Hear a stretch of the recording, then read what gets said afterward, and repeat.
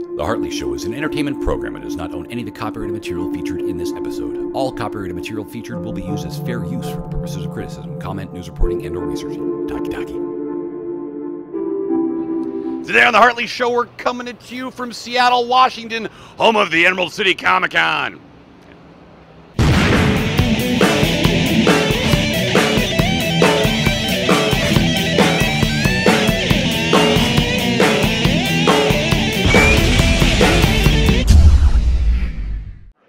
I'm here with the legendary Kevin J. Anderson, writer of Star Wars, Dune, superhero stuff, and hey, this stuff right here. The Dan Shamble. I'd rather be legendary than mythical, so, all right. Well, first off, thank you so much for your time. You're a big whoop. Well, if you say so. I tried to convince my wife and my mom of that, but it doesn't work so much. So, anyway, we're here at Emerald City Comic-Con. Lots of my books, and I'm a publisher as well, so a lot of our other authors are here. Lots of fans are here, doing lots of panels. This is what I do. Lots of these cons. Yesterday was my birthday, so I'm here for my birthday. Happy This belated. is what I'm doing. I could rather be out hiking or climbing mountains, but I'm here with the fans and signing books and going back to my hotel room and doing some writing and doing email, and that's my job, living in imaginary universes and doing nasty things to my imaginary friends. And thank you so much for it. Now, you mentioned hiking, and I heard a rumor that you actually write via dictation, and that sounds remarkably freeing.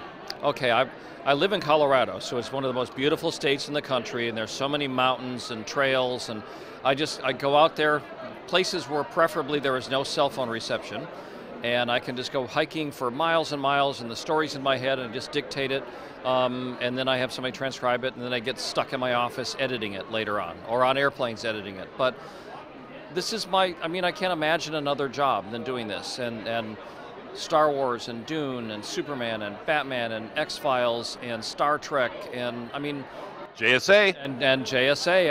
I'm writing comics, I'm writing novels, I'm writing some radio scripts and some things. So it's just, that's what I do, and it's the best job in the world. And I'm writing a zombie detective series, and I'm writing a big science fiction series, and anything that strikes me that there's not a one thing that I write. And just seeing the fans come out. Emerald City Comic-Con has something like 80,000 people, I think, are attending it. And just this flood of people that come in because they read this book or they read that book. And I enjoy interacting with the fans, and I enjoy creating stuff that they like to read. Well, thank you for interacting with this fan. Let me ask, how long have you been at this? How long have you been writing? Since before I was born. Oh, no. Well, when I was 5 years old is when I made up my mind to be a writer. I didn't know how to write. I was drawing pictures and telling stories, and I've just always been wired that way. I know exactly what I wanted to do. I read comics, I watched movies, I read books, and I wanted to create the same things myself, and never looked back. All my life has been devoted to becoming this kind of a profession. Do you have a personal favorite comic? Oh, no. I've written a bunch of Star Wars comics, but my favorite ones that I wrote are the Tales of the Jedi comics. It's like historical 4,000 years before the Star Wars movies. But I've written, superheroes with JSA. I've written Starjammers for Marvel. I've written some original things that I created called Grumpy Old Monsters, the little humorous retired movie monsters trying to break out of the rest in peace retirement home. Just whatever strikes me, and I don't like to be pigeonholed as I only write science fiction, or I only write fantasy, or I only write steampunk, or I only write comics. I just do all of them, and I have no free time. Which I was going to ask, do you read a lot? I spend most of my time reading, proofreading my own manuscripts, because they're constantly coming in as typesetting and to be proofed, so that when I'm done by the end of the day, I'm usually just want to kick back and watch Breaking Bad or something like that on TV. So. Well, other writers that have inspired you in the world of comics and literature? Well, I was really a big fan of Orson Scott Card, Dan Simmons, Greg Bear, Ray Bradbury when I was much younger, and of course Frank Herbert with his Dune books was a huge influence on me. Comic writers Frank Miller and Alan Moore, the greatest ones. I've read all of those and just really studied them and got into them. And movies, I'm just sort of like this fanboy osmosis from all over the place.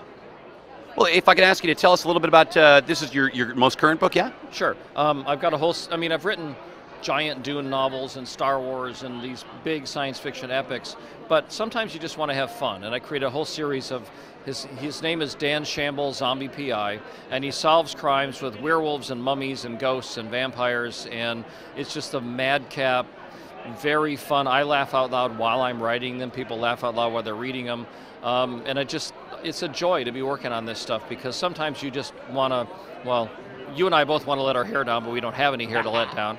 But you just want to have fun sometimes, and it's nice to shift gears and do different things, so I never want it to feel like it's a job, and it doesn't.